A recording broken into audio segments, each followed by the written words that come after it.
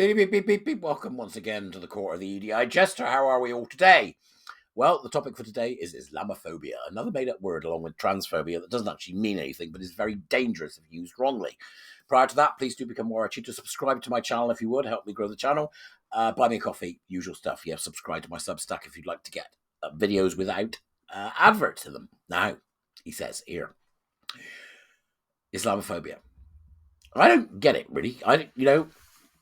Most gay men I know should fear Islamist teachings, should fear the idea of this particular awful and degrading extremity that is Islamist thinking. Why shouldn't we? We should be afraid of it to a certain degree. But there's no way on God's earth that we should be giving a religion a protected characteristic such as Islamophobia so that they can silence people. And this article from the Telegraph addresses this. So let's take a look at what they're saying. Because this government are absolutely, beyond a doubt, the most authoritarian, moribund, corrupt government I've ever come across in my life. They have no idea of the kind of world that we're heading into. They're just so backward, it's unbelievable. It's almost barbaric, how backward they are in terms of their thinking. But let's go through this, and then you can let me know what you think in the Dubras. Keir Starmer urged to scrap controversial Islamophobia definition in wake of grooming gangs scandal. Now, it's interesting, they've chosen this in this particular article here, which is by Ethan Croft in the Telegraph, and Camille Turner, that it's interesting that they've tied the two together there, the grooming gang scandals and the Islamophobia definition, because the Islamophobia definition is about silencing people who want to criticize a religion and elements of that religion which are utterly barbaric. I mean, they're killing Christians by the dozen in Pakistan. I don't get it, right? We seem to be absolutely enamored of this Islamist bloody ideology. It drives me insane. So strict interpretation would curtail free speech and make it harder for whistleblowers to point out the wrongdoings, say critics. Sir Keir Starmer has been urged to shelve plans for an official government definition of Islamophobia in the wake of the grooming gang scandal. Critics say a strict definition could curtail free speech and make it harder for whistleblowers to point out certain instances of wrongdoing. I would argue that any definition would curtail free speech. It doesn't need a definition. All right, you don't protect religion. It's a blasphemy law by the back door. And I don't understand why people can't see that. It's a blasphemy law by the back door. Bloody censorious swine these people are. Right? Oh. They warn it could lead to a repeat of accusations of racism that were levelled at whistleblowers in Rotherham. So they're saying, Rotherham, Oldham and other towns, they're saying that if you had this, people wouldn't speak up. It would make them even less likely to speak up. This is surreal. And they announced this while this is going on. They have no shame. They've got to go. I don't know how we do it, but they've got to go. They've got to go. On Saturday, the government said it was continuing to consider a formal definition of anti-Muslim discrimination, by which some campaigners have linked to a blasphemy law. An anti-Muslim discrimination. Muslim means man of God. Right? They're already covered. This isn't about that. It's about something else, something darker. Robert Jenrick, the Shadow Justice Secretary, said the government should drop its plans for such a deeply flawed definition of Islamophobia. Any definition, Robert, any. He said throughout the grooming gang scandal, the false label of Islamophobia was used to silence people. It appears the government has learned nothing and is determined to press ahead with a definition that will have a chilling effect on freedom of speech. I would argue, Robert, that anything that has a chilling effect on freedom of speech, this government will get behind. It's absolutely astonishing to watch these people who seem to be terrified of the new landscape in which we live. They're frightened to death of X. They're frightened to death of the public. They're absolutely running scared because they do not understand the world they are living in. It's that simple. Bunch of backward nitwits. They do not understand the world they are living in. Sources at Angela Rayner's department, the Ministry of Housing, Communities and Local Government, told the Telegraph that officials are currently considering whether to introduce a formal definition of Islamophobia. The definition would not be legally binding, but organisations would be urged to adopt it. Yeah, what like they did with Stonewall Law? You bet. You imagine the likes of Athena Swan and that vile race charger getting their hands on this. You imagine it. It's a left authoritarian's wet dream. It really is.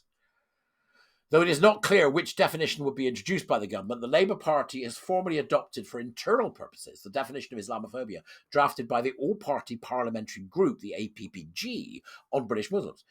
Critics of the APPG definition point to one part which appears to state that using the phrase sex groomer in relation to a person of Muslim background may be Islamophobic. See how it works? These people. See how it works? I mean, Labour, for goodness sake, they think men can be women, and the unions think men can be women. What's wrong with the British left? They've gone completely insane. Completely insane.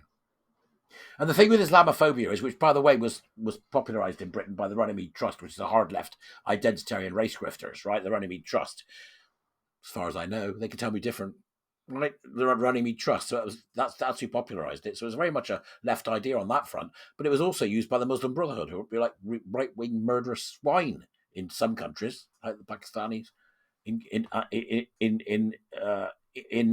Pakistan, the danger to Christians currently. So this is absolutely insane. They're even considering this, and to consider this at a time when what's been happening with young girls around the country is so foremost in the public mind, and they go, "Oh, I'll tell you what we'll do. Let's have a conversation about this at the same time."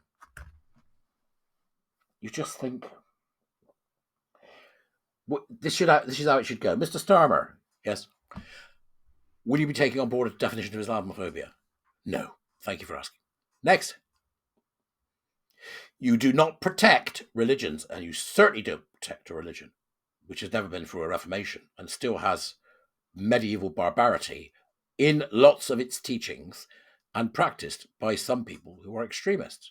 You don't do that, right? It's just insane. Fiaz Magal, the founder of Tell Mama, which monitors anti-Muslim hate, has warned that the Islamophobia definition adopted by Labour in opposition is a smokescreen and will curtail free speech. Well, there's Fiaz from Tell Mama telling them not to. He said any definition needs to have a number of caveats attached, which protect the rights of individuals to question religion, to question certain behaviours attached to cultural elements, bloody fly, cultural elements, and the right to have free speech defended in relation to blasphemy. Hang on a minute. We don't want to get to a position where we have to defend free speech in relation to blasphemy. There are no blasphemy laws in this country. There never should be. It ain't happening. That's a crafty sentence, Fiaz. That's a very crafty sentence.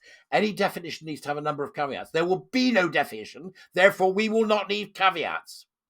The British people must not accept this curtailment of their speech and this placing of a religion on a pillar above all else. No.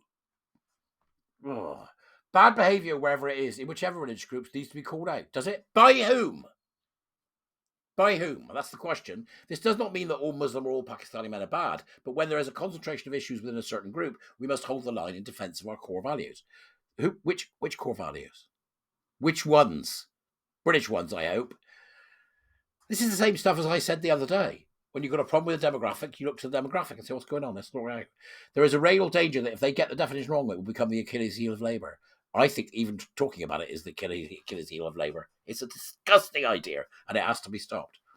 Stephen Evans, chief executive of the National Secular Society, said the government has already acknowledged that the all-party parliamentary group definition of Islamophobia doesn't align with the Equality Act, but the concept of Islamophobia itself remains problematic.